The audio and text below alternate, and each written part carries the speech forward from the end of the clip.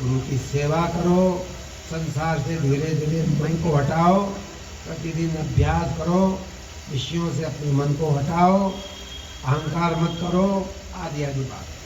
तो इतनी ही बातें पर्याप्त होती है जीवन में। यदि हम इन्हीं को अपना लेते हैं तो हम सब कुछ पा लेने वाले हो सकते हैं। भगवान ने इस प्रकार आगे भगवान ने इस अध्याय में अपने निर्गुण ब्रह्म का निरूपण किया है। मैं बिना हाथ पैर के, मेरे हाथ पैर नहीं होते हैं, लेकिन सब कुछ मैं ग्रहण करता हूँ। उपनिषदों में जिसका वर्णन है, अपाणिपादो जब नो गृहीता सा पश्चात चक्षु श्रृणोत्य कर्म, है ना।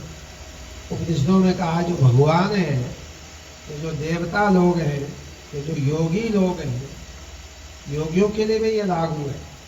पातंजल दर्शन में पतंजलि जी ने कहा जो योगी समाधि निष्ठ होते हैं, ततो मनोजवित्वम विकर्ण भावा प्रधान जयश्च। ऐसे योगी समाधि, संप्रज्ञात समाधि की पूर्णता वाले योगी मनोजवित्वम, मन के वेग से जहाँ चाहे वहाँ चले जाते, वहाँ उपस्थित हो जाते शरीर से, हनुमान जी की तरह। मनोजविता, मनोजवम मारुत तुल्य वेगम। तो ये मनोजविता योग में एक सिद्धि है। मन के स्पीड से योगी चला जाता। विकर्ण भावा, बिना इंद्रियों के व्यक्ति काम कर सकता योगी। जैसे गुरुदेव तो हिमालय में है, लेकिन अगर आपकी सहायता उनको करनी होगी, या हाथ भी उपस्थित हो जाएंगे, पैर भी उपस्थित हो जाएंगे, मैंने जो 5 ज्ञानेंद्रियां और कर्म इंद्रियां हैं तो यहाँ उपस्थित हो जाएंगी। जब योगी के लिए ऐसी बात है तो वो तो परमात्मा है। तो परमात्मा कहते हैं मैं सब कुछ कर लेता हूँ बिना हाथ पैर के, बिना इंद्रियों। उपनिषदों में भी परमात्मा की शक्तियों का वर्णन है। योग में भी जो इस प्रकार के योगी है, उनके जीवन में इस प्रकार की बातें देखने को मिलती है, जिसको हम कहते हैं विभूतियाँ। यहाँ भगवान कहते हैं सर्वथा पाणिपादम, उसके सर्वत्र पार हाथ और पैर है भगवान के। निर्गुण भगवान के निर्गुण होते हुए भी उनकी इच्छा से है ना। तुलसीदास जी ने कहा है ना, क्या कहा है, कर्म बिन करे विदे नाना, बिना हाथ के वो भगवान नाना कर्म करता है। आनंद रहित सकल रस भोगी, है ना। बिना रस के, बिना मुख्य सारे रस का वो करता है। ऐसे तुलसीदास जी ने ऐसे योगियों का वर्णन रामचरितमानस में किया।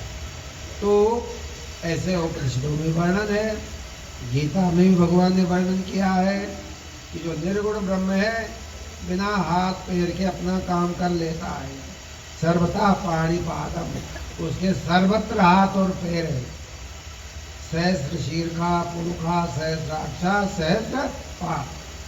तो भगवान के हजारों हाथ है। सहस्र शीर्षा, 1000 सिर है।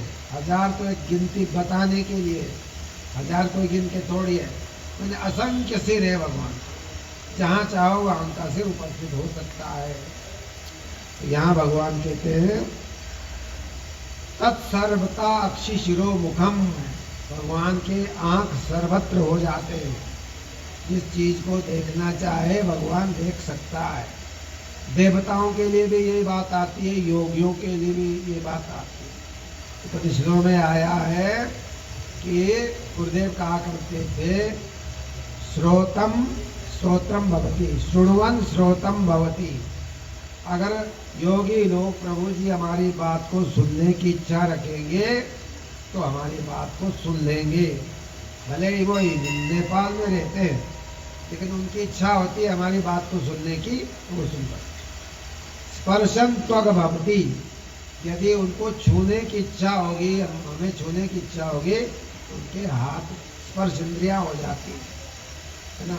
इस प्रकार से उपनिषदों में वर्णन किया है, योग के ग्रंथों में वर्णन किया है।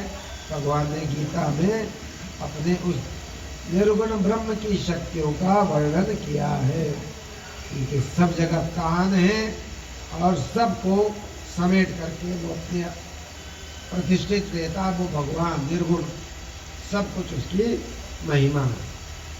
प्राणियों के अंदर भी है, बाहर भी है, सूक्ष्म से सूक्ष्म भी है, दूर से दूर है और नजदीक से नजदीक।